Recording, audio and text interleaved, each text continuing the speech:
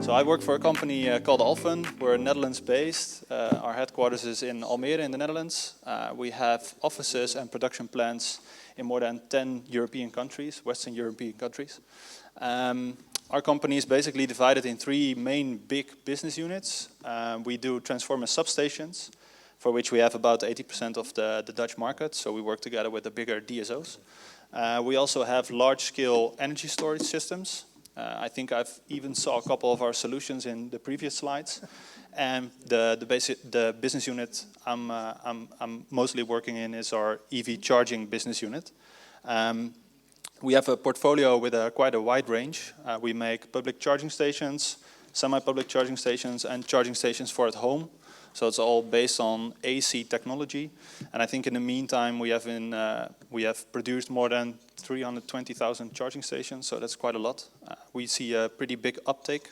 I think much as everybody else here, everybody who's involved in the, let's say, energy industry, we probably see this hockey stick curve, I always like to say. In the meantime, I've done my best to try to fill a couple minutes, but unfortunately we still have a blue screen. It's almost Alfen blue, so I like it. It's a little bit too dark though. You're a good sport. Let me skip ahead then, indeed, talking about what we're actually here for today. So talking about vehicle to something, or talking about Alfen, which is also nice. Oh, or okay, I'm not going to look around anymore. Please don't. AC charging stations, where I had a slide prepared, which was called our ISO 15118 roadmap. So we work with the protocol ISO 15118. We recently, and I don't know, maybe some of you follow Alfen on our socials, and if not, then please do so. We had an appearance at the Intercharge Network Conference in Berlin in September, in which we showcased, as one of the first AC charging station manufacturers, a full A to Z ISO 15118 plug-and charge charging session. So I would depict that as one of our first steps in our ISO 15118 roadmap. Obviously, one of the first step, I would say. So next steps are doing more with the data that is being given by the vehicles that we charge. So say that the vehicle gives a little bit more information about their state of charge or maybe their departure time. We can obviously do something with our smart charging algorithms with that. So taking into account how full a car actually is, and when it needs to leave, that could mean something for the charging speed that you get. So to me, that's very exciting to do. And then obviously somewhere on that roadmap is vehicle to something or vehicle to grid. And I'm pretty excited to say that we're rolling that technology out. So as I heard it before a couple of times today, we're also looking at other market parties. So basically car OEMs, back-end suppliers, because we cannot do this all by ourselves. So actually I had a call to action more or less in my presentation. So we're ready to fix this.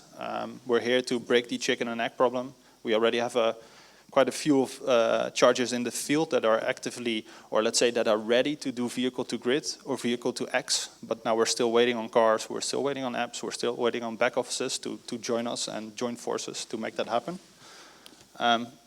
Yeah, I'm afraid I have to conclude with just me speaking. I'm happy that nobody has fallen asleep. So I would like to thank you for your attention so far. Okay, thank you. And now, obviously, my presentation is on the screen. So, at whom does this ring a bell? Who does recognize this? Oh, that's quite a lot. I like that. So, for the ones who don't recognize this was a street interview hosted in Amsterdam by Frans Bromet in 1998. I was still a little boy back then. And he just went on the street and he would ask everybody, do you recognize what this is? Well, obviously it's a mobile phone. And do you plan on having one in the coming years? And almost everybody said, why would I need that? So I really like that. I'd like to draw a parallel there because the title of my presentation, which we obviously haven't seen, is Predicting the Future. So talking about disruptive innovation, predicting that, I'd like to draw a parallel here with mobile technology. Everybody said no, but in a matter of a couple of years, everybody really liked it. And it's also really hard to predict how these things will go, right? And that was actually the other slide, and then I'll stop talking because it's late enough. The next one. So if you ask people on the street, they might not know, but if you ask guys like McKinsey, they might not know as well, because they have to make a prediction as well, back in the 1980s, 1985. So how many phones will there be on the street by the year 2000? They predicted 900,000. It ended up being 109 million. So they are off by a factor 120. And I think if I look at the presentations of today, we're probably not that far off. So that's quite positive. All right, Thanks. all right. Thank you, Yuri.